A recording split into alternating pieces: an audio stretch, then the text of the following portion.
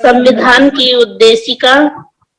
हम भारत के लोग भारत को एक संपूर्ण प्रभुत्व संपन्न समाजवादी धर्मनिरपेक्ष लोकतंत्रात्मक गणराज्य बनाने के लिए तथा उसके समस्त नागरिकों को सामाजिक, आर्थिक और राजनीतिक न्याय, विचार, अभिव्यक्ति, विश्वास, धर्म और उपासना की स्वतंत्रता, प्रतिष्ठा और अवसर की समता प्राप्त करने के लिए तथा उन सब में व्यक्ति की गरिमा और राष्ट्र की एकता, अखंडता सुनिश्चित करने वाला बंधुता बढ़ाने के लिए दृढ़ संकल्प होकर अपनी इस संविधान सभा में आज तारीख 26 नवंबर 1949 को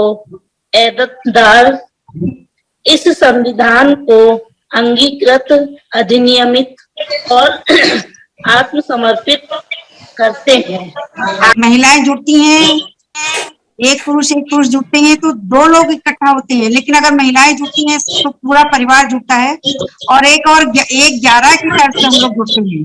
तो महिलाओं को जागरूक होना होगा, आगे आना होगा।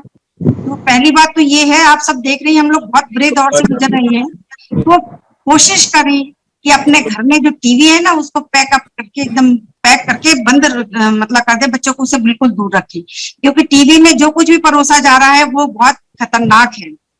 सिर्फ झूठ और जो है आक्रामक बातें। तो कोशिश करें कि बच्चों को इससे दूर रखें, कहानियां सुनाएं अपने महापुरुषों की। और कोई भी परेशानी है तो देखिए हम लोग 10, 20, 30 तारीख में मिलते हैं। उसके अलावा सब बहनों के यहाँ कॉन्टेक्ट नंबर हैं, आप कभी भी कोई भी महिला बात कर सकती है। हर शनिवार को हम लोग 4 बजे से 6 बजे स्पेशल मीटिंग करते हैं, जिसमें सिर्फ महिलाएं ही साझेदारी करती हैं अपनी। तो आप सभी थोड़ा थोड़ा प्रयास करें, हमें बहुत ज्यादा कुछ नहीं करना, हमें बाहर आके झगड़ा हम बहुत करें ये कोई जरूरी नहीं है, हम नारेबाजी करें ये भी जरूरी नहीं, बस ये थोड़े थोड़े प्रयास करें, हम चीजों का बायकॉट करना शुरू करें। जो हम देख रहे हैं आजकल, हमें ये करना होगा, टीवी बंद करना होगा, चैनल जो है देखने बंद करें जिसमें कि गलत चीजों का प्रचार हो रहा है, चाहे वो एडवर्टाइजमेंट हो, चाहे वो न्यूज हो। जो हमारे धारावाहिक भी है वो भी कोई बहुत अच्छे नहीं होते। और हम पुरानी संस्कृति पर लौटें, अपने बच्चों के साथ में अपना टाइम स्पेंड करें, उनको महापुरुषों की कहानियां सुनाएं। Thank you. और जो है मैं आमंत्रित करूंगी श्रवण बहन जी को, कॉन्सेप्ट पर आप बात करें। Thank you ma'am, welcome please. जय संविधान, जय भारत। मैं शरवण देवी राजस्थान जयपुर से हूँ। वी द पीपल समन संघ के सभी सम्मानित सदस्यों को जय भीम, नमो बुद्धाय। समन संघ SC ST OBC माइनॉरिटी जन्मजात जो इसमें पैदा हो गया वो हमेशा के लिए समन संघ का सदस्य हो जाता है, इसमें कोई सदस्य नहीं बनाया जाता। संघ की अवधारणा प्राकृतिक है जो कि वर्षों से चली आ रही है। प्रकृति के नियम संघ के नियम हैं। जैसे पक्षी आकाश में झुंड में एक साथ उड़ते हुए देखते हैं, वे सभी संघ में हैं। उन्हें शाम को घर आते हुए भी हम संघ में ही देखते हैं। संघ में सभी बराबर होते हैं, सभी लोग नीचे बैठे हैं तो नीचे बैठते हैं, कुर्सी पे बैठे हैं तो कुर्सी पे बैठते हैं, लेकिन कुर्सी के पे बैठे तो पैसे शेयर कर लिए जाते हैं। इसमें कोई IAS MLA डॉक्टर इंजीनियर कोई भी छोटा बड़ा नहीं होता, सभी बराबर होते हैं। इसमें ना कोई चंदा लेता है, ना कोई चंदा देता है, ना कोई रसीद काटता है। इसमें ना कोई मंचमाला, कोई माइक नहीं होता। संघ में ना कोई मुखिया, प्रधान, मंत्री वगैरह कोई नहीं होता, ना कोई राजनीति करता है। अगर कोई राजनीति में जाना चाहे तो जा सकता है, लेकिन संघ में नहीं जाता। हमारा नेता संविधान है। यह हमारा पूर्वजों का संघ पहले से ही चला आ रहा है। हमारे पूर्वज पहले संघ में रहते थे, कबीले में रहते थे, और संघ में आने के लिए पहले हमारे परिवारों को जोड़ना है, गली मोहल्लों को जोड़ना है, समाज को जोड़ना है, हम रिश्तेदारों को जोड़ना है, हमें चैन से चैन बना के रखनी है। संघ में आने के लिए हमें ये काम करने बहुत जरूरी है, जिससे हम संघ में आ पाए और संघ में आने से हम अपने संविधान को भी बचा पाए। एक सिंपल सा काम है, जुड़ना है, जोड़ना है, जीतना है। बिना संख्या बल के यह काम हमारा संभव नहीं है, क्योंकि बिना संख्या बल के कुछ भी संभव नहीं है। और संघ में जो भी फिजिकल मीटिंग होती है उसमें समण संघ के सभी सदस्य 4 पराठे अपने लिए और एक्स्ट्रा लेके आते हैं और सब मिल बैठ के खाते हैं। पानी भी अपना लाते हैं। संघ का आदेश सर्वोपरि है। हाउस के द्वारा फैसले लिए जाते हैं, एक व्यक्ति के द्वारा नहीं लिया जाता, कोई फैसला नहीं थोपा जाता। इसलिए हमारा संघ आदेश सर्वोपरि है। इसमें ना कोई व्यक्तिवाद, क्षेत्रवाद नहीं होता, जातिवाद भी नहीं होता, ना कोई जाति पूछी जाती है, सभी संघी बराबर होते हैं। इसलिए हमें संघ में रहना बहुत जरूरी है। जैसे कि किसानों का उदाहरण है, उन्होंने अपना आंदोलन किया और अपने अधिकार को पा लिया। उसी प्रकार 2 अप्रैल का भी ताजा उदाहरण है। सभी संगठन संघ में आए और संघ में आके अपने अधिकार को बचा लिया। इसमें इसलिए हमें संघ में आना बहुत जरूरी है। वैसे ही हिंदू, मुस्लिम, सिख, मुस्लिम, ईसाई सभी संघ में रहते हैं। इनमें कोई मुसीबत आती है तो सभी इकट्ठे हो जाते हैं। हमें इसलिए संघ में रहना बहुत जरूरी है। हमें संघ में विलीन होना है। जैसे कि पानी की लहरें पानी में ही विलीन हो जाती हैं, उसी प्रकार हमें संघ में काम करने के लिए विलीन होकर काम करना है। और पानी की लहरें पानी के संघ में ही विलीन हो जाती हैं। इसी प्रकार संघ में काम करने के लिए संघ में विलीन होना, हमें काम करना है। हमें समर्पित भाव से काम करना है। एक माँ अपने बच्चे को ताउम्र निस्वार्थ काम करती रहती है, उसी प्रकार हमें भी संघ में निस्वार्थ काम करना और आगे बढ़ना है। बाबा साहब ने कहा था कि हम बड़े संघर्षों के बाद में इस कारवां को यहाँ तक लाया हूँ, इसको आगे नहीं ले जाओ तो पीछे भी नहीं जाने देना। बाबा साहब भीमराव अंबेडकर जी ने कहा था, शिक्षित बनो, संगठित रहो, संघर्ष करो। लेकिन हम शिक्षित तो हो गए लेकिन संगठित नहीं हुए। लेकिन हमें संगठित होना बहुत जरूरी है। देखा जा रहा है कि नौकरियां जा रही हैं, निजीकरण हो रहा है, कोई भी संगठन आवाज नहीं उठा रहा है। अगर संगठित नहीं हुए तो आने वाली पीढ़ियां फिर से गुलामी की तरफ चली जाएंगी। और अभी भी समय है हमारे समण भाई बहनों को कि इकट्ठे हो जाओ अपने बच्चों व आने वाली पीढ़ियों को बचाने के लिए। नहीं तो हम इसी प्रकार अत्याचार होते रहेंगे, प्रताड़ित होते रहेंगे। इसलिए हमें ऑर्गेनाइज होना बहुत जरूरी है।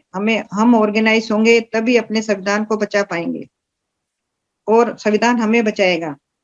हमें 10+1 सिस्टम को फॉलो कर अपने स्पोक्स की संख्या बढ़ानी है। जोड़ना बड़ा कठिन काम है। हमें लगे रहना है, सफलता अवश्य मिलेगी। पॉजिटिव सोच रखनी है।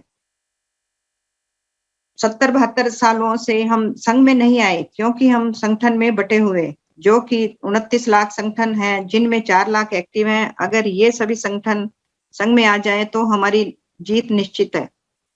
इनमें जातिवाद भी मुख्य कारण है। हमें 6,743 जातियों में बांटा गया है, जो कि सही नहीं है। जातियां ही मुख्य कारण है। हमें 1857 की क्रांति में झलकारी बाई ने जिस प्रकार रानी लक्ष्मीबाई का साथ दिया और मुगलों के साथ महिला होते हुए इन महिलाओं ने, तो हमें भी इनकी जैसे बहादुर बन के अपने संघ को आगे बढ़ाने के लिए महिलाओं के आगे आना है और अपने संघ को बढ़ाना है। वह झलकारी बाई रानी लक्ष्मीबाई की हम शकल थी, लेकिन हर मुसीबत का सामना करती थी और दुश्मनों को गुमराह करती थी, दुश्मनों से लोहा लेती थी। इसलिए हमें भी बड़ी साहसी लेडी बन के अपने संघ को बढ़ाने के लिए आगे काम करना है और पीछे नहीं हटना है। हमें जितना जल्दी जोड़ेंगे तो जीतेंगे। हमें जिद है जुड़ने की। जब जुड़ेंगे तब जीतेंगे, जितना जुड़ेंगे उतना जीतेंगे। जो जुड़ेगा वही जीतेगा। जय भीम, जय संविधान, जय भारत। मैम, आप सबको बताना चाहूंगी कि सुमन बहन जी हमारे साथ डेली जुड़ती हैं, हर मीटिंग में जुड़ती हैं, चाहे वो शाम की 4 बजे की मीटिंग हो या 8 बजे की मीटिंग। और महिलाओं को बहुत प्रेरित करती है वो आगे बढ़ने के लिए। घर घर जाती हैं, उन लोगों को आगे लाती हैं, सबका परिचय कराती हैं और जोड़ने के लिए उनको बराबर प्रेरित करती हैं। और राजस्थान से हैं। देखिए, एक मिनी भारत आपके साथ भी यहाँ पर जुड़ा हुआ है। तो अगले क्रम में मैं आपको उत्तर प्रदेश से पुष्पा वत्स बहन जी को बुलाना चाहूंगी। और देखिए उनके क्या विचार हैं इस कॉन्सेप्ट पर। तो पुष्पावत बहन जी, कॉन्सेप्ट के लिए आप।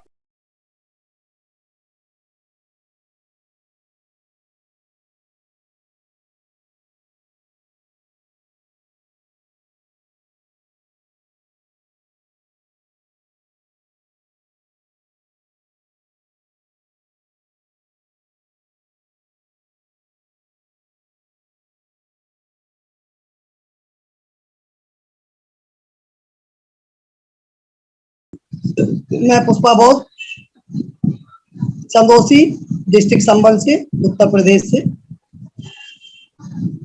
समर संघ बी द पीपल में हम सभी रहेंगे तो सुरक्षित रहेंगे। अभी बहन जी ने भी बताया सभी। हमारा डेली कॉन्सेप्ट यही है, जुड़ेंगे तो जीतेंगे, इकट्ठे रहेंगे तो जीतेंगे, संघ से अलग हो जाएंगे तो बिल्कुल हम टूट जाएंगे।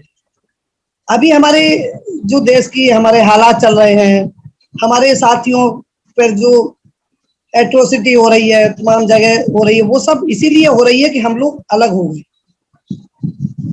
हमने बाबा साहब की बात को नहीं माना है। बाबा साहब ने 6,743 जातियों को केवल 3 अनुसूचियों में शामिल कर दिया, SC ST OBC और SC ST OBC में। लेकिन हम तो बहुत ज्यादा समझदार हो गए। बाबा साहब ने जो मूल मंत्र दिए थे, शिक्षित बनो, संगठित बनो, संघर्ष करो। शिक्षित हम हो गए लेकिन पढ़े नहीं। शिक्षित तो हो गए, साक्षर हुए, नौकरी भी लग गई, बड़े बड़े पदों पे भी पहुंच गए, छोटे छोटे पदों पे भी रहे हैं। अब तो पद जाने की छिनने की नौबत आ गई, क्योंकि हम लोग ज्यादा तो बाबा साहब के जो मूल मंत्र थे, शिक्षित बनो, शिक्षित होने की तरफ थोड़ा हम लोगों ने गौर किया। हमारे भाइयों ने, हमारे बच्चे पढ़े, नौकरियों पे लगे, पर नौकरी पर लग के सब भूल गए। लोगों में ये घमंड हो गया कि मैं तो अपनी योग्यता से लगा हूं नौकरी, इसमें बाबा साहब का या कोई योगदान नहीं है, मैं संविधान की बदौलत नहीं लगा हूं। और हम बिखरते चले गए, टूटते चले गए, संघ को तोड़ दिया।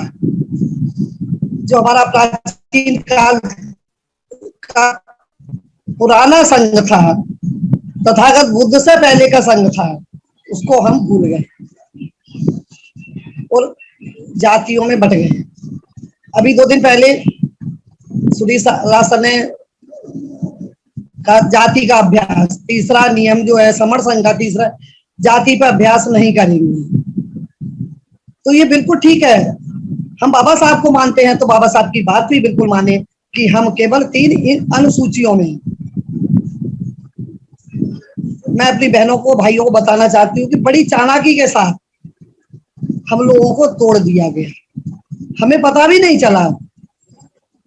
भारतीय संविधान में केवल अनुसूचित जाति या SC ST या OBC की बात है, कहीं भी जाति का उल्लेख नहीं है, कहीं भी जाति का उल्लेख नहीं है। लेकिन नहीं, कुछ चालाक लोगों ने हमारे संघ को हमें तोड़ने के लिए ये करा कि जाति कुछ सुविधाएं जैसे लेनी है, उना पैक्ट के द्वारा हमारे भाइयों को हमें कुछ अधिकार मिले, तो उसमें जाति प्रमाण पत्र आपको लाभ जब मिलेगा जब जाति आप प्रमाण पत्र बनवाएंगे।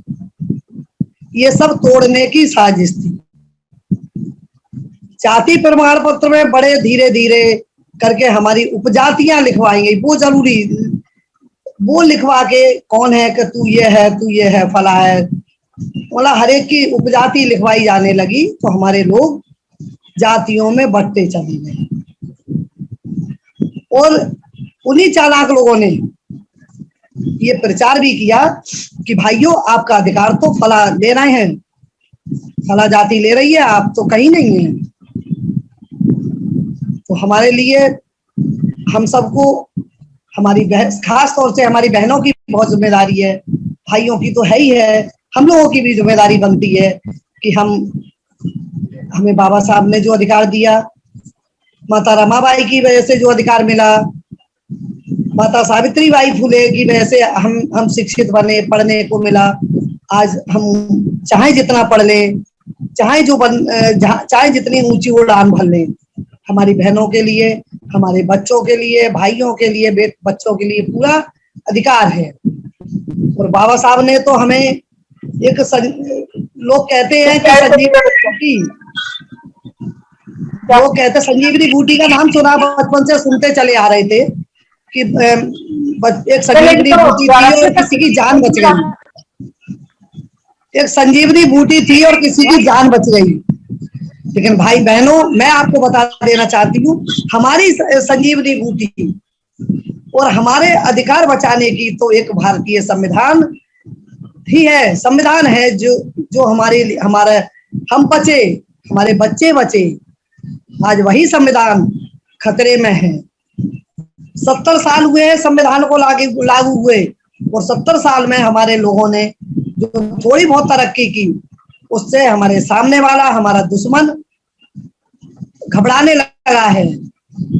और उसी की वजह है कि हमारा संघ तोड़ा जा रहा है, हमारे पढ़ाई लिखाई के अधिकार छीने जा रहे हैं, प्राइवेटाइजेशन किया जा रहा है, सरकारी कॉलेज बंद किए जा रहे हैं, कहीं कोई आरोप लगा के, कहीं कुछ करके। जो हमारे बच्चों को फीसें मिलती थी वो भी खत्म कर दी है। पहले हमारे बच्चे सरकारी जनरल कोटे में भी जॉब पा लेते थे, लेकिन अब ये हाई कोर्ट का सहारा लेके अब ये करवा दिया गया है कि SC ST OBC का बच्चा केवल अपनी कैटेगरी में ही नौकरी पाएगा। तो हमारे लिए तो हमारा संविधान संजीवनी बूटी है, और हमारा सबका फर्ज है, हम बहनों का भी फर्ज है।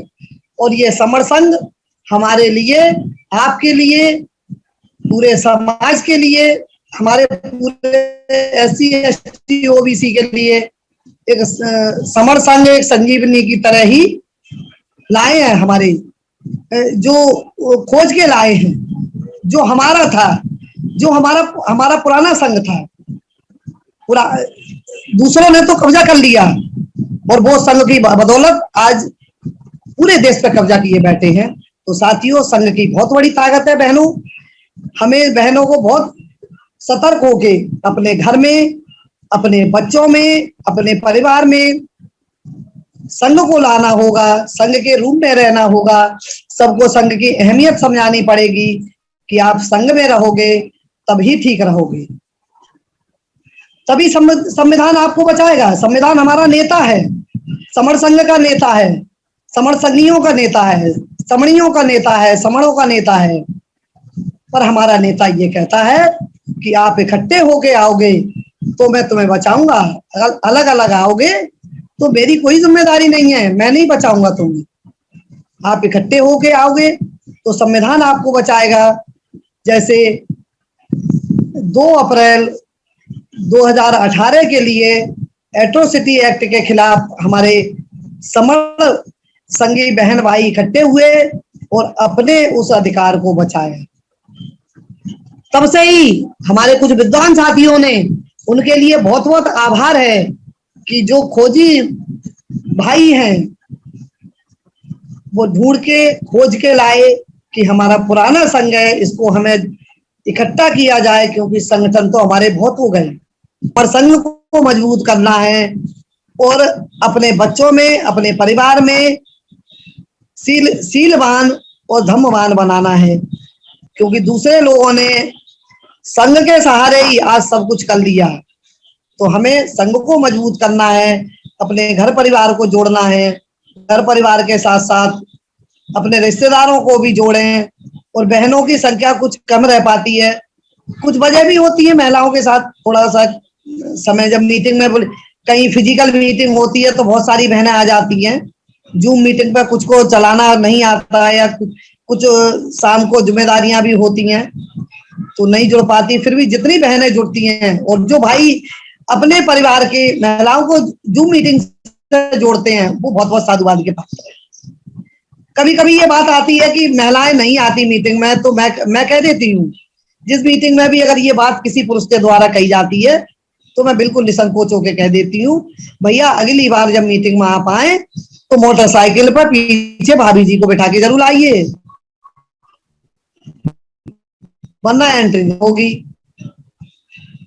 तो भीड़ तभी तो बढ़ेगी। और महिलाएं, और ये लोग रोना रोते हैं कि ये महिलाओं के वैचारिक परिवर्तन नहीं हो रहे, महिलाएं बदलती नहीं, क्यों नहीं बदलेंगी? लेके तो जाइए, मीटिंग तो सुनवाइए, जूम मीटिंग तो सुनवाइए, फिजिकल मीटिंग सुनवाइए, धम्म की चर्चा तो घर में कीजिए, पंचशील तो घर में बोलिए, बाबा साहब की का तो बताइए, बाबा साहब ने आपके लिए क्या क्या किया।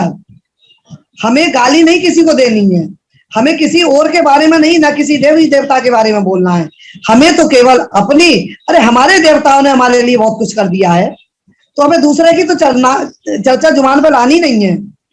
हमारे तो महापुरुष बाबा साहब ने, हमारे मसीहा ने कितना कुछ कर दिया कि जो आज हम बिसलरी का पानी पीते हैं, उस बिसलरी के उस पानी के लिए संघर्ष किया था, महार तालाब का संघर्ष किया था, और आज हम कितना बढ़िया पानी बिसलरी के पानी पी रहे हैं, अच्छा अच्छा आरओ का, सब चीज का पानी पी रहे हैं। और उसके लिए हमारे महापुरुषों ने संघर्ष किया। आज जो लोग कहते हैं कि हम मंदिरों में जाएंगे, उसके लिए हमारे बाबा साहब ने कालाराम मंदिर की लड़ाई लड़ी। बाबा साहब ऐसा नहीं है कालाराम मंदिर में आपको मंदिर ले जाके कुछ आपका चमत्कार हो जाएगा इसलिए लड़े थे, इसलिए लाठी डंडे बाबा साहब ने नहीं खाए थे। वो ये जानते थे कि लोग कहते हैं कि सब हिंदू हैं, और हिंदू हैं तो अस्पृश्य क्यों, बाकी लोग क्यों नहीं, जो अछूत हैं, इनको शूद्र कहा जा रहा है, ये क्यों नहीं इसमें मंदिर में जाएंगे? जब हिंदू है तो सब घुसेंगे। अंग्रेजों के सामने बाबा साहब आपके अधिकारों के लिए लड़े, कितने संघर्ष करके। बाबा साहब का संघर्ष आप याद करते रहिए, कोई डे ऐसा ना निकलेगा कि जिस दिन बाबा साहब ने संघर्ष न किया हो हमारे आपके लिए। तो हमें तो बाबा साहब का जो संघर्ष है, ज्योतिबा फुले का संघर्ष है, सावित्रीबाई फुले का संघर्ष है, पेरियार रामास्वामी नायकर का संदेश है, ललई सिंह यादव का संदेश है। हमें तो अपने ये महापुरुषों के संदेश, माता नंगेली बाई का संघर्ष है, तमाम ये संघर्ष अपने महापुरुषों के बताएं। हम किसी के बहनों से भी यही मेरा अनुरोध है हाथ जोड़ के कि हम अपने महापुरुषों के बारे में बताएं, जहां भी बैठे वहां अपनी कुछ ना कुछ चर्चा, कुछ ना कुछ कहानी जरूर छोड़ दें कि आज हम जो पानी पी रहे हैं, या हम जो बढ़िया कपड़ा पहने हैं, या चाहे कहीं किसी मंदिर में जा रहे हैं तो बाबा साहब ने दिया था अधिकार ये, वरना तुम्हें कोई अधिकार नहीं मिलता। हमारे बाबा साहब ने जो संविधान लिखा है उस नेता की बदौलत है, भारतीय संविधान की बदौलत है, जो हमारे नेता ने संविधान में लिखा है। तो हमारे लिए संजीवनी किसी और की कोई और होगी, कहीं कोई हनुमान कहीं से लाए होंगे, लेकिन हमारे लिए तो बाबा साहब हनुमान बन के लाए थे। बाबा साहब ने हमारे लिए जो संवैधानिक अधिकार दिए हैं उसको सुरक्षित रखना, उसको बचाने के लिए हमें बीदा पीपल के अम्ब्रेला के नीचे आना होगा, संगठित रहना होगा। और हमें बस पंचशील बोल के अपनी बात को खत्म करूंगी कि हमें धम्म की चर्चा भी बीच बीच में होती जरूर रहनी चाहिए। बस पंचशील बोलूंगी अब। पाणाति पाता बेरमणि सिक्खा पदं समादयामि, आदिन्न दाना बेरमणि सिक्खा पदं समादयामि, कामेषु मिच्छाचारा बेरमणि सिक्खा पदं समादयामि, मूसावादा बेरमणि सिक्खा पदं समादयामि, सुरामेरमज्जपमाधिष्ठाना बेरमणि सिक्खा पदं समादयामि। साधु साधु साधु। संगी भाई बहनों को मेरा नमो बुद्धाय, जय भीम, जय संविधान। संघ क्या है? संघ ऐसे बुद्धिजीवी लोगों का समूह है जो साथ संघर्ष करने, साथ आवाज उठाने, साथ साथ चलने और साथ साथ इकट्ठा रहने का संकल्प लेते हैं। इस टॉपिक के आधार पर सिर्फ मैं इतना कहना चाहती हूँ कि हमारी महिलाएं आज भी रूढ़िवादी अंधविश्वासी परंपरावादी कल्चर को सबसे ज्यादा महिलाएं ही ढो रही हैं, और ढोने के लिए आने वाले बच्चों को, आने वाले पीढ़ी को बाध्य भी करती है। तो महिलाओं के लिए सिर्फ इतना कहना चाहते हैं कि हमें रूढ़िवादी परंपराओं से बाहर निकालना है, तभी हम एक समृद्ध स्वच्छ अपना समाज बना सकते हैं। बाबा साहब ने जो आपको इतने गहरे दलदल से निकाला है, बाबा साहब जो आपके लिए लड़े हैं, बाबा साहब आपके लिए हिंदू कोड बिल लाए हैं, बाबा साहब ने आपके लिए कानून मंत्री पद का त्याग किया है, बाबा साहब ने संविधान में आपको समस्त अधिकार दिए हैं। आप उन समस्त अधिकारों का प्रयोग कीजिए। हम ये नहीं कहते कि आप पुरुष के कंधे से कंधा मिलाकर नहीं चलिए। पुरुष और महिला गाड़ी के दो पहिए हैं, जब तक ये बराबरी पे नहीं होंगे हमारा समाज आगे नहीं बढ़ सकता। अगर हम माता रमाबाई के संघर्ष को देखें, उनके त्याग को देखें, उनके बलिदान को देखें, तो हम अपने आप में एक शक्ति के रूप में अपने आप को महसूस करेंगे कि कितनी बाबा साहब की प्रेरणा बनी, बाबा साहब को उन्होंने सपोर्ट किया। बाबा साहब, माता रमाबाई यदि इतना संघर्ष ना करती, इतने 4-4 बच्चों की कुर्बानी ना देती और बाबा साहब को सपोर्ट ना करती, तो शायद हो सकता है कि बाबा साहब हमारे भारत के संविधान निर्माता के रूप में ना जाने जाते या भारत रत्न के रूप में ना जाने जाते। पुरुषों को और महिलाओं को एक दूसरे की ताकत बननी। बाबा साहब अम्बेडकर को श्रेष्ठ बनाने के पीछे यदि माता रमाबाई अम्बेडकर का हाथ है, तो सावित्रीबाई फुले को प्रथम शिक्षिका बनाने के लिए महात्मा ज्योतिबा फुले का भी हाथ है। तो हम ये नहीं कहते अब स्त्री को पुरुष का भागीदारी निभानी है और पुरुष को स्त्री की भागीदारी निभानी है। यदि हर पुरुष ये सोच ले कि हमें अपनी महिला को अपने साथ लेकर चलना है, प्रत्येक पुरुष ये सोच ले, तो महिलाओं की भीड़ जुटाने की जरूरत नहीं पड़ेगी। संगम नमामि संगम नमामि संगम नमामि। आज मैं एक छोटी सी कहानी सुनाना चाहती हूँ। बुद्ध के समय जब तथागत सम्यक संबुद्ध अपने विशाल भिक्षु संघ सहित श्रावस्ती के जेतवन महाविहार में विहार कर रहे थे और उनके प्रिय शिष्य भिक्षु आनंद भिक्षाटन के लिए श्रावस्ती नगर की ओर जा रहा था। चलते चलते उसे आभास हुआ जैसे कि कोई युवती पीछा कर रही है, किंतु उन्होंने कोई परवाह नहीं की। वे अपने मार्ग पर चलते ही रहे। भिक्षाटन के बाद वे शीघ्र जेतवन के महाविहार की ओर लौट पड़े। उस युवती के पदचाप के शब्द अब भी उन्हें स्पष्ट सुनाई दे रहे थे। भिक्षु आनंद ने जब उसे मुड़कर देखा तो उन्हें कल की वह घटना स्मरण हो गई। अरे, यह तो वही नादान लड़की है जिसने मेरे पीने के लिए पानी मांगने पर समाज की सड़ी गली दूषित वर्ण व्यवस्था से ग्रसित होकर सहमते हुए कहा था, मैं एक चांडाल कन्या हूँ, मैं पानी कैसे दे सकती हूँ। इस प्रकार की मिथ्या मान्यताओं का निषेध करते हुए मैंने उससे कहा था, मैं तुम्हारी जाति नहीं पूछ रहा हूँ, मुझे पानी चाहिए, पानी पिलाओ।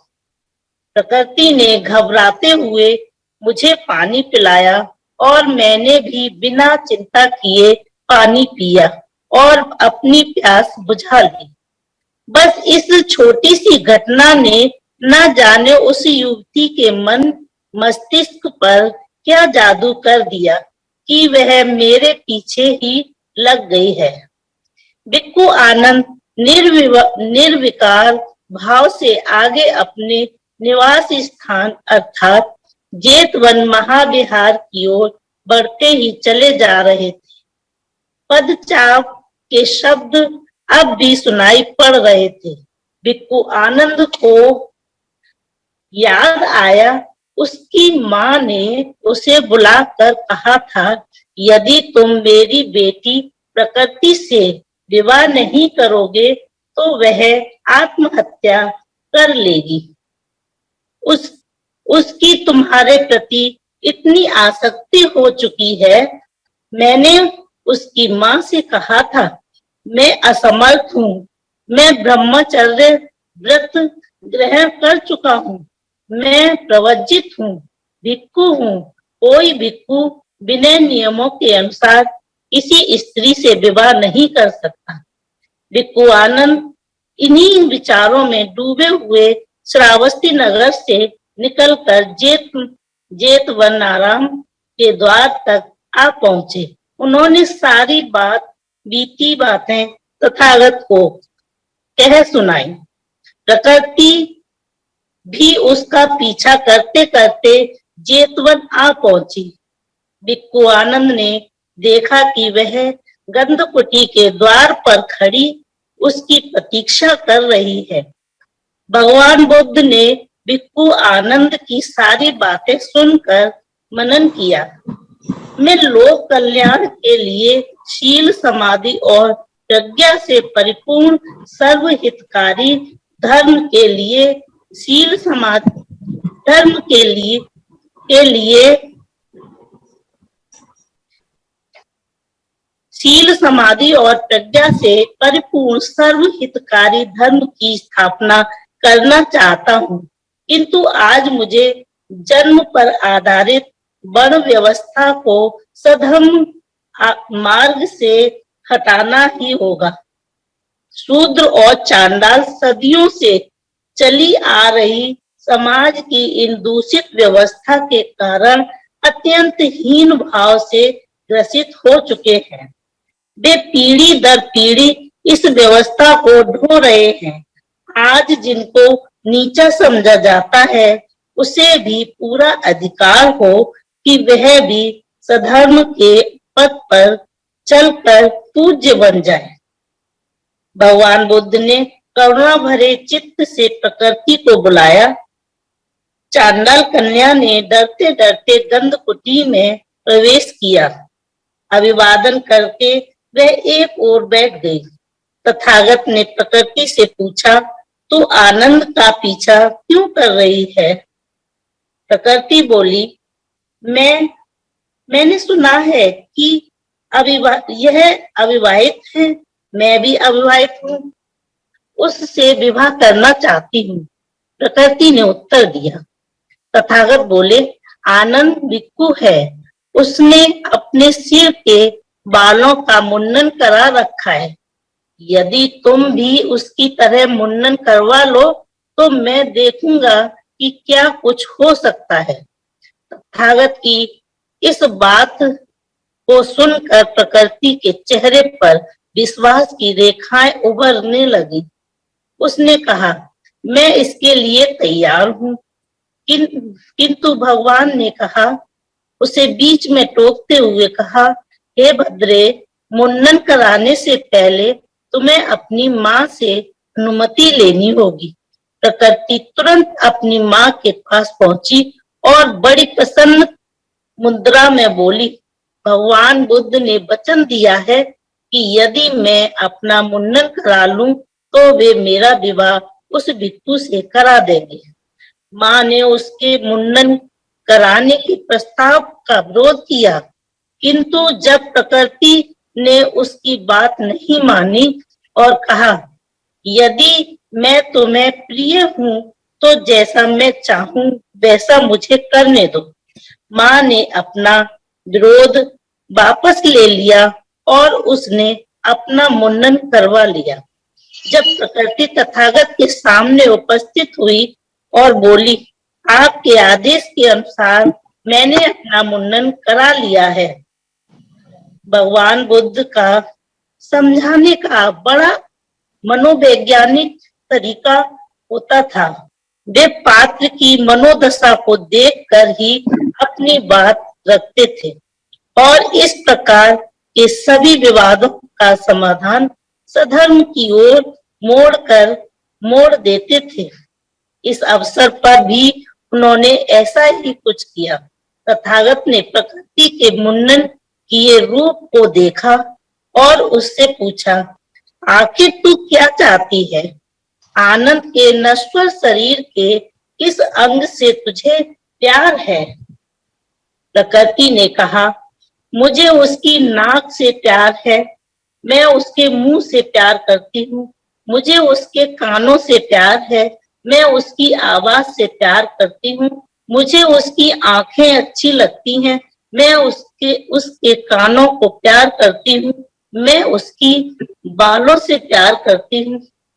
इतना सुनकर तथागत ने उसे समझाया, प्रकृति, क्या तू जानती है कि जिस आंखों से तुझे प्यार है वे आंखें आंसुओं का घर हैं।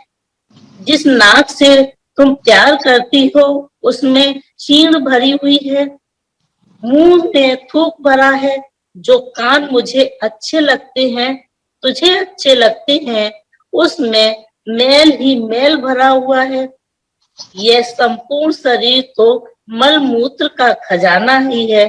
प्रकृति, मैं नहीं समझता कि आनंद से विवाह करके तुझे क्या मिलेगा।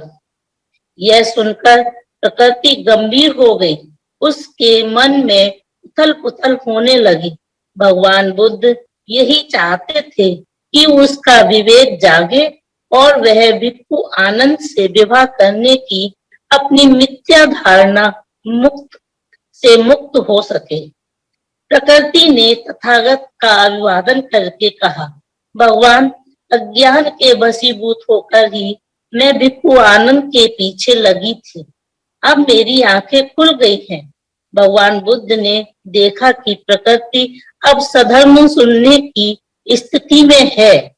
उन्होंने उसकी ओर देखा और उससे करुणामयी वाणी में कहा, प्रकृति, यदि तुम अभी तक एक चांडाल कन्या हो, किंतु अब तुम श्रेष्ठ पुरुषों और स्त्रियों में आदर्श बन जाओगी। उस समय की मान्यता थी कि समाज में क्षत्रिय और ब्राह्मण ही पूज्य हैं, चाहे वे शील और गुणों से शून्य ही क्यों ना हो। शूद्र और स्त्रियां तो घोर अनादर के पात्र ही हैं, चाहे वे शील और गुणों से संपन्न ही क्यों ना हो। इसी को सुधारने के लिए तथागत को बहुत परिश्रम करना पड़ा। उनका समाज सुधार का पहला प्रयोग उपाली नाई की प्रवज्जा थी। जब उन्होंने सूर्यवंशी इक्ष्वाकु कुल के शाक्यों और कोलियों से पहले उसे प्रवज्जा दी ताकि उनका जाति अहंकार टूटे और वे प्रवज्जा में अग्र होने के कारण उपाली को सदा नमन करें। आज एक चांडाल कन्या को प्रवज्जा देने का ऐसा ही अवसर देखकर तथागत ने उसे भिक्खुणी संघ में प्रविष्ट करने की सोची। उन्होंने प्रकृति को प्रवज्जा देकर कहा, प्रकृति, वर्ण व्यवस्था ने तुझे अत्यंत दीनहीन जीवन जीने के लिए मजबूर कर दिया है। उच्च वर्ण वालों के लिए तेरा स्पर्श ही वर्जित है। प्रकृति, यहाँ ना संताप ना ऐसी कोई पीड़ा। यहाँ ब्राह्मण भी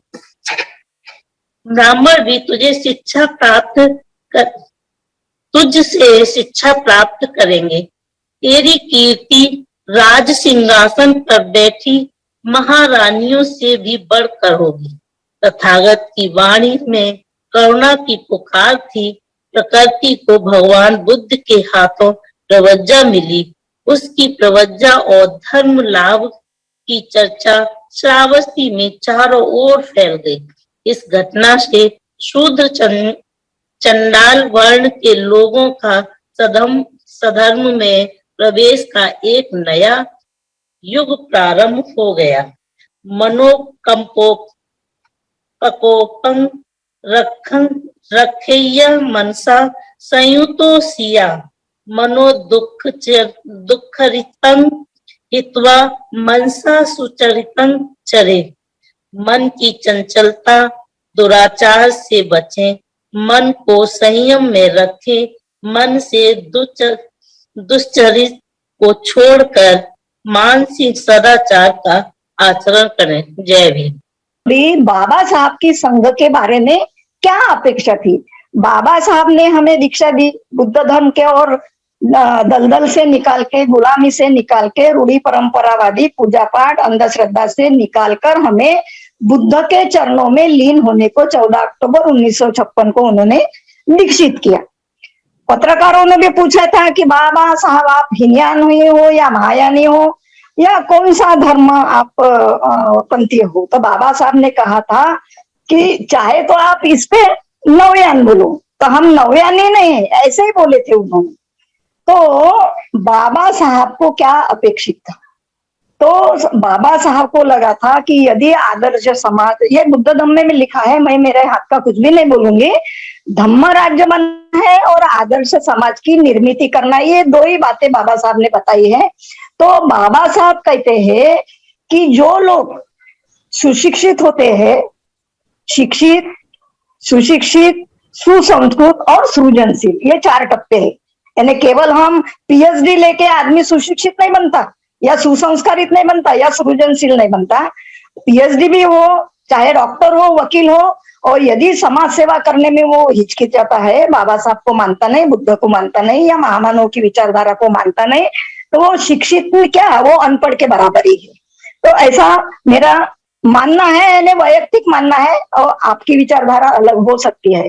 तो बाबा साहब ने बोला था कि संगठित होकर, यानी बुद्ध का संघ जैसा था, संगठित था, नियम बनाए थे। तो बाबा साहब ने भी अपने लोगों को, अनुयायी को ये बोला था कि आप लोग संगठित होकर राज्य करती जमात बनना है, यानी हमें शासक बनना है, शासन करती जमात बनना है। मान्यवर कांशीराम जी साहब ने भी यही बोला था। अभी क्या हो गया कि आप, यानी हम लोग बार बार बोलते हैं कि जब से हमने समन संघ स्थापित किया है हमने, तो बार बार बोलते हैं 70-72 साल में कुछ हुआ नहीं है, यानी हमारे धीरे धीरे संविधान के हमारे हक अधिकार जो है तो धीरे धीरे इन्हें खत्म होते जा रहे हैं। सब प्राइवेटाइजेशन हो रहा है 1990 से, एलपीजी लिबराइजेशन, प्राइवेटाइजेशन, ग्लोबलाइजेशन। बाबा साहब ने तो बोला था कि एजुकेट, एजिटेट एंड ऑर्गेनाइज। अभी एजुकेट है, शिक्षित बनो, एजिटेट है, जो हमारे हक अधिकार है उसके प्रति संघर्ष करने के लिए हम लोग एजिटेट करना है, यानी हमने हक अधिकार के लिए लड़ना है और उसके लिए हमने संगठित होना है, एकजुट होना है, एकत्रित होना है। लेकिन 70 साल में काम तो हुआ है, ऐसा नहीं कि, क्योंकि मैं तो नजदीक से देखी हूँ संगठन, यानी मैं तो महिलाओं का भी, जो बाबा साहब के साथ में महिलाएं थी, कोई 14 साल की होंगी, कोई 15 साल की होंगी, तो उस हॉस्टल में मैं नागपुर में पढ़ी हूँ, तो मैं तो संगठन भी देखी हूँ, महिलाओं का भी देखी हूँ और पुरुषों का भी देखा।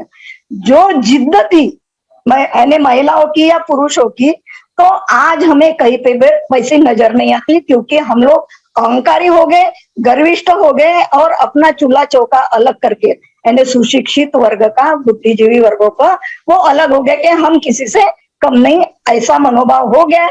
इसलिए हमारे अधिकार जो है धीरे धीरे खत्म होते जा रहे हैं।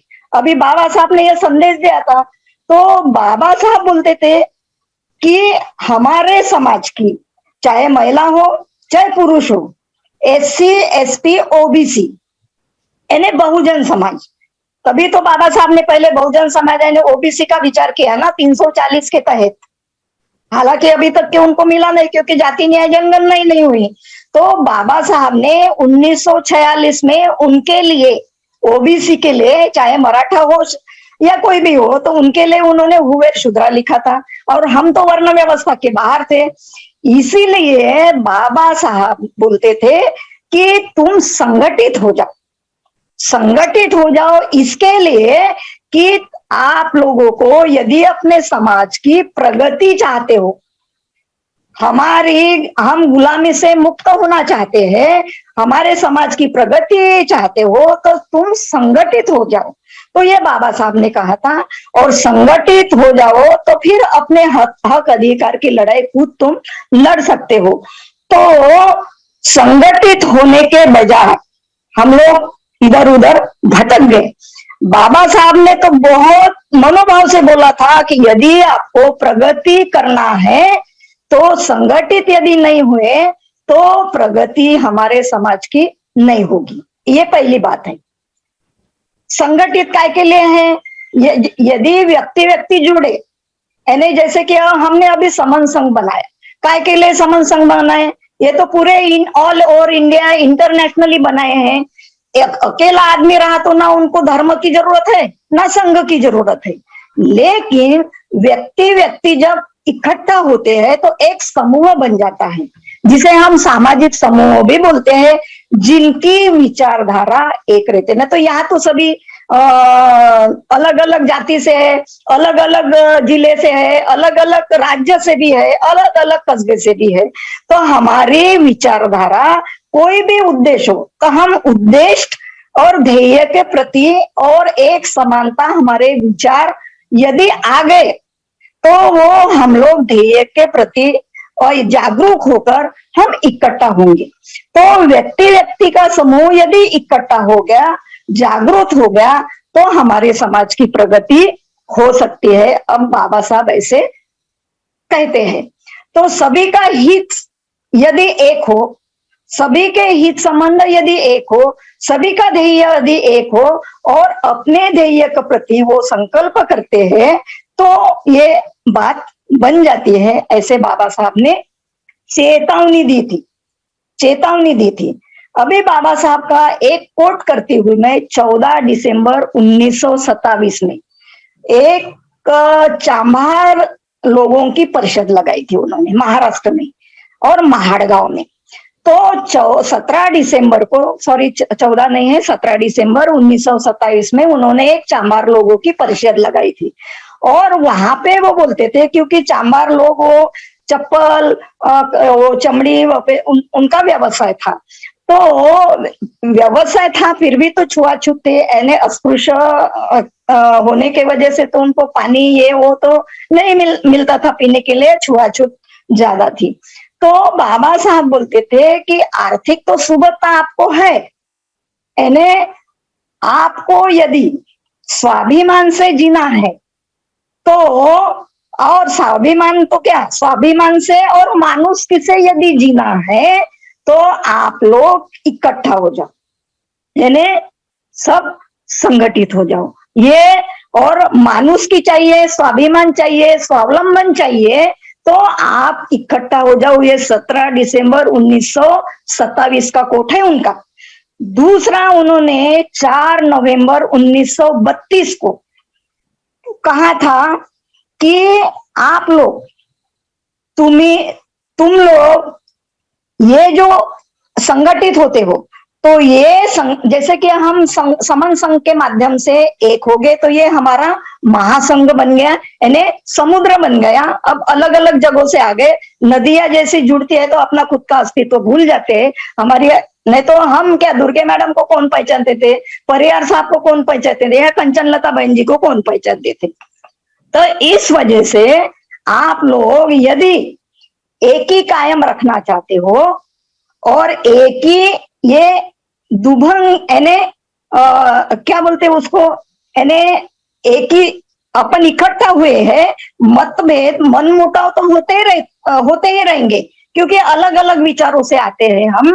तो ये एक ही, जब अभी हम समन संघ के माध्यम से आए हैं, कितने भी मनमुटाव हो, कितने भी मतभेद हो, तो ये समन संघ को दुभंग, यानी उसका एक से अलग नहीं होना चाहिए।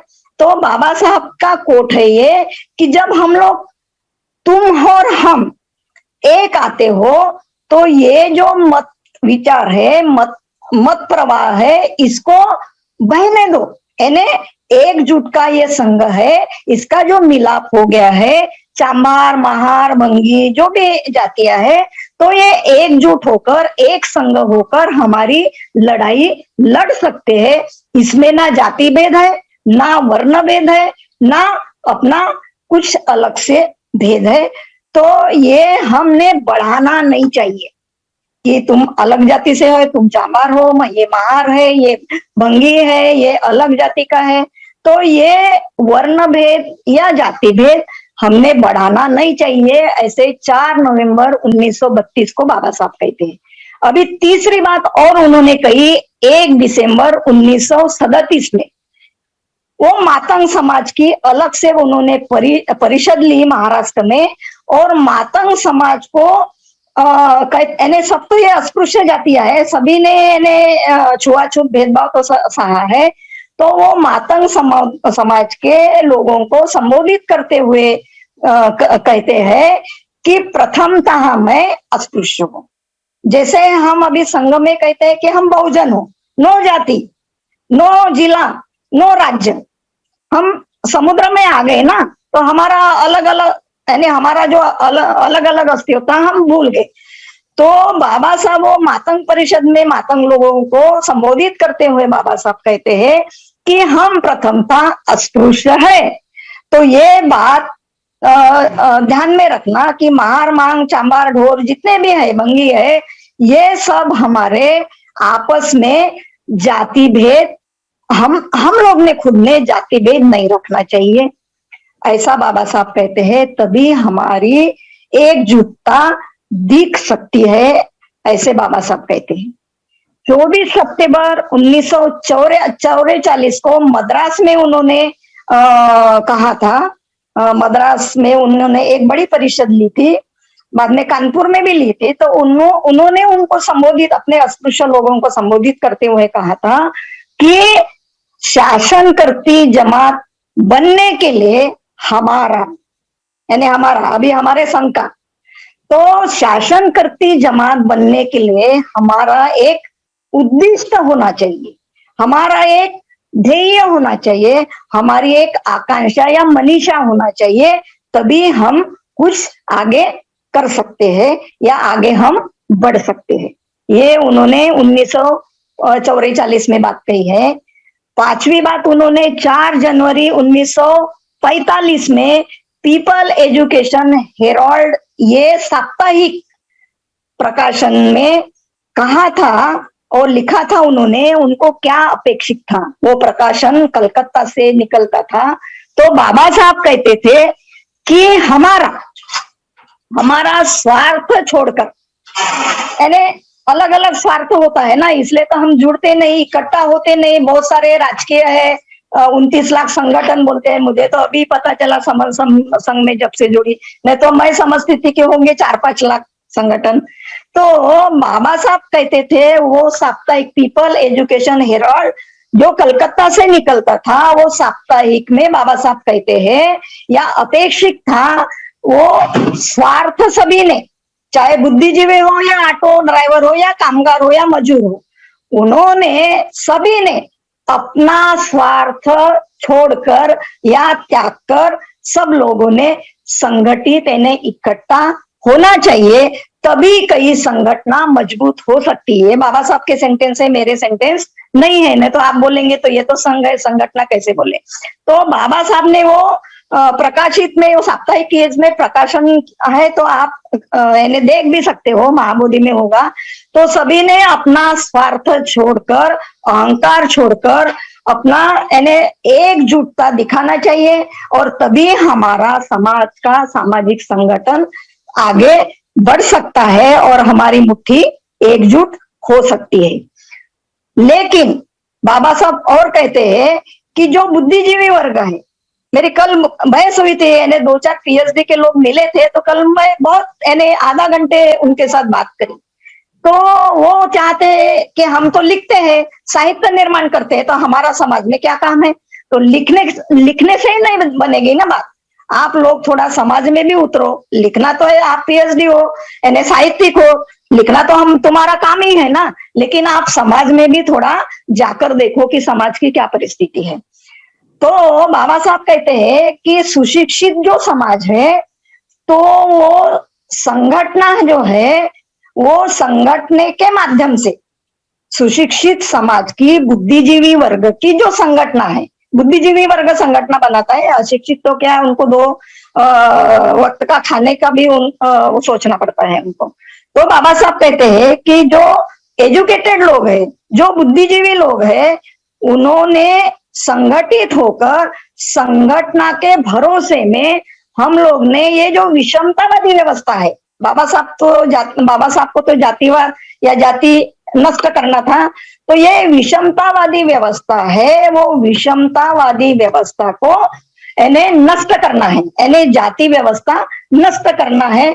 जबकि अभी 6-7 साल से हम देख रहे हैं कि कितना जातिवाद और उसका प्रोपोगंडा हो रहा है। तीसरी बात और ये बाबा साहब कहते हैं, लेकिन बड़े दुख से वो बोलते हैं, ये पढ़ा लिखा समाज जो है, वो जो पढ़े लिखे लोग हैं हमारे समाज बांधव, वो कोई भी कार्यक्रम में, देखो अभी भी बात वही चलती है, क्योंकि बुद्ध विहार में, सभी बुद्ध विहार में मैं जाती हूँ ना, तो कम पढ़ी लिखी महिलाएं या थोड़ी पढ़ी लिखी महिलाएं या अशिक्षित महिलाएं ही ज्यादा संख्या में आती है। नागपुर का वो उदाहरण अलग है, नागपुर में पुरुषों से भी आगे महिला है। कोई भी बुद्ध विहार में देखो तो नागपुर में ज्यादा संख्या में महिलाएं दिखेगी। कोई भी काम हो तो महिलाएं उतरती है रास्ते पे, क्योंकि मैं नागपुर की हूँ। तो लेकिन पुणे की परिस्थिति अलग है। और जो एक बहन जी ने, संघमित्रा बहन जी ने अभी बोला है कि हर पुरुषों ने यदि मन में ठान लिया कि हमारे घर की महिला हमारे साथ में हम कोई भी कार्यक्रम में लेकर जाएंगे, तब कोई हमको बोलना नहीं पड़ता कि महिलाएं जुट जाओ। तो ये बात हमारे घर से ही हमने चालू करना चाहिए। हम क्या करते हैं, नहीं कोई हमारा सोयरा आ गया, संबंधी आ गए, ये आ गया, वो आ गए, तो महिलाओं को घर में रखते हैं। अरे महिला बाहर नहीं निकलेगी तो उनको कैसे मालूम पड़ेगा? चाहे सुशिक्षित हो महिलाएं या बहुत पढ़ी लिखी हो, लेकिन वो मेरिट भी हो सकती है, लेकिन जब तक के वो बाहर नहीं निकलती, घर के बाहर नहीं निकलती, तो समाज में क्या चल रहा है तो उसको पता नहीं चलता। यानी चाहे वो कितने भी गोल्ड मेडलिस्ट हो, तो यदि 4 दीवारी के अंदर वो कैद रहेंगी तो समाज में या देश में क्या चल रहा है उसको पता नहीं चलने वाला। तो मैं सभी अपने समन संघ के भाइयों को रिक्वेस्ट करती हूँ, यानी वैसे रिक्वेस्ट तो नहीं करना चाहिए, लेकिन और मैं आदेश भी देना चाहती हूँ कि अपनी अपनी महिलाओं को यहाँ पर समन संघ में ज्यादा से ज्यादा जुड़े, या कोई भी कार्यक्रम लगाए तो पहले महिलाओं को वो सूत्र संचालन भी करने को बोलो। हम तो यानी यंग पीढ़ी को अभी चालू कर दिया हमने कि यंग पीढ़ी को हम सूत्र संचालन करने लगते हैं और हम सामने बैठते हैं। तो ये जब तक हम लोग शुरुआत नहीं करेंगे तब तक हम आगे या इकट्ठा या एकत्रित हमारा संघ बढ़ नहीं सकता।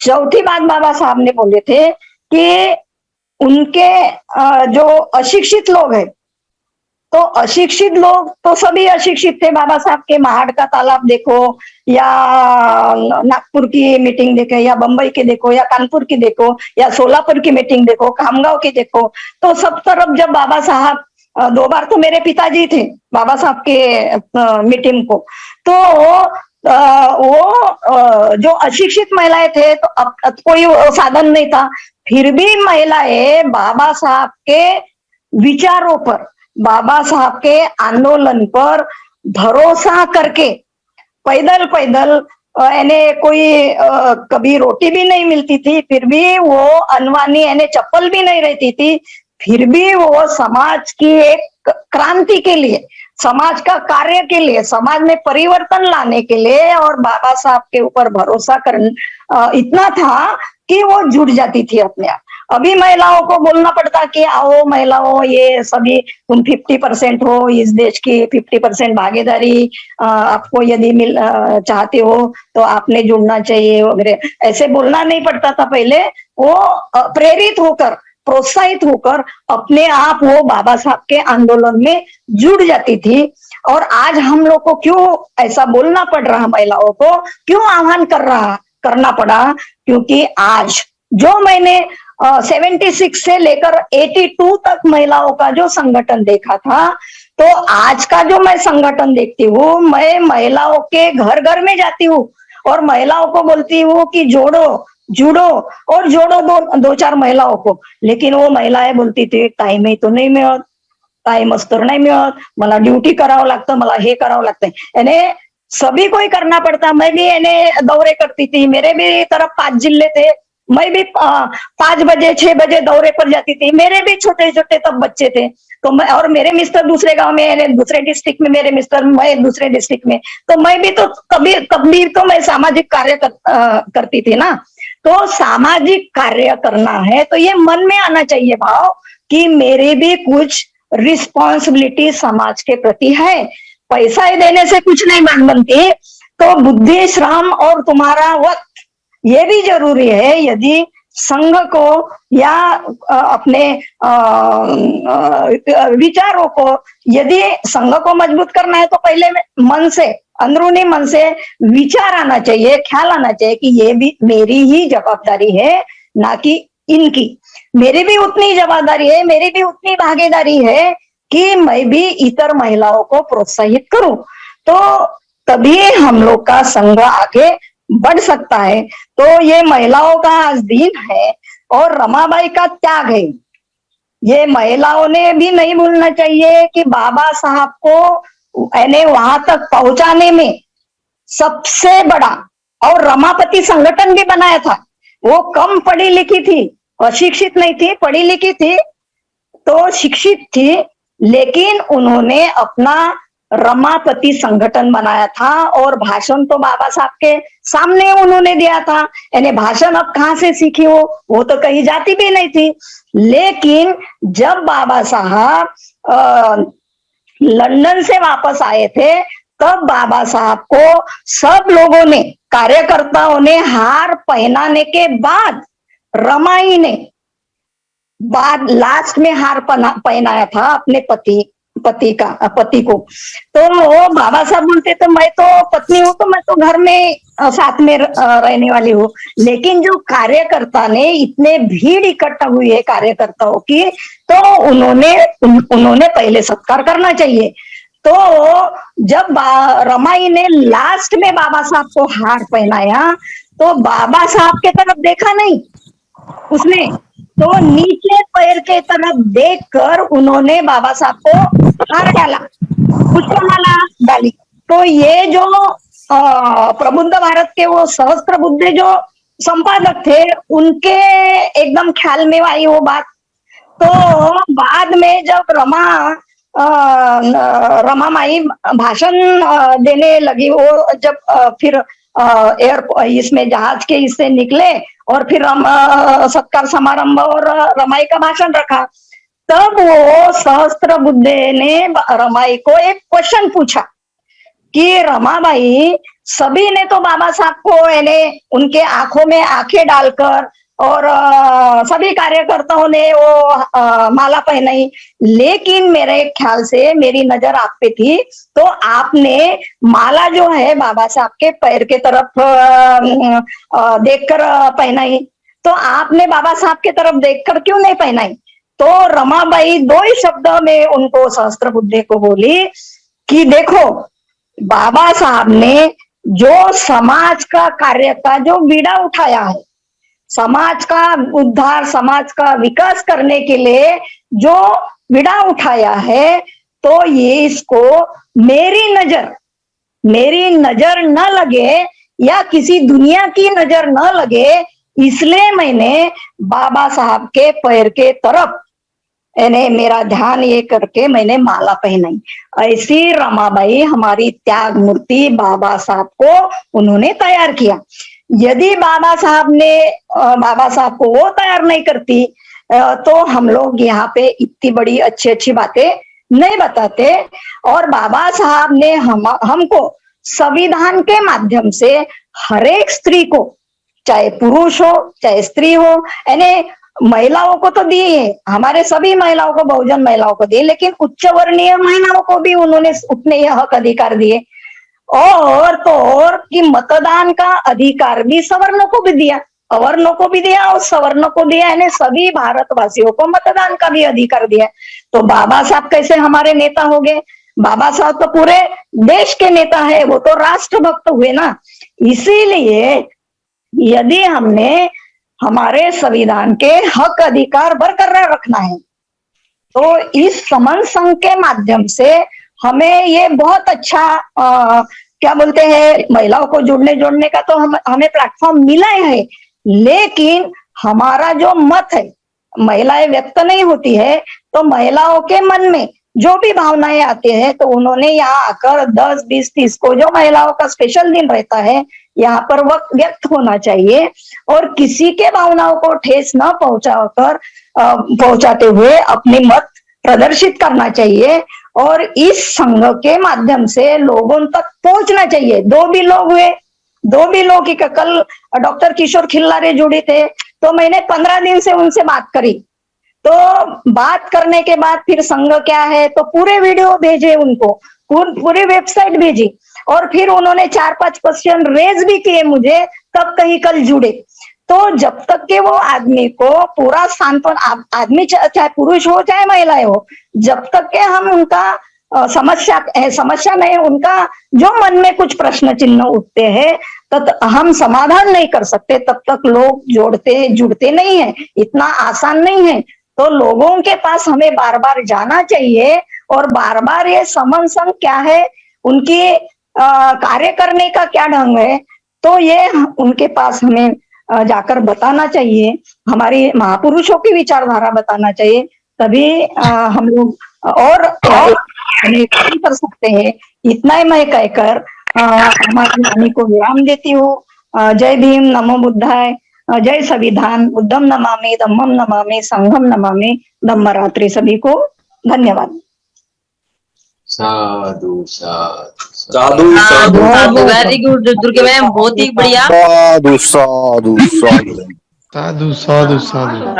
बढ़िया सर, आपका एंड्रेज है। दुर्गे सर बहुत बहुत साधुवाद।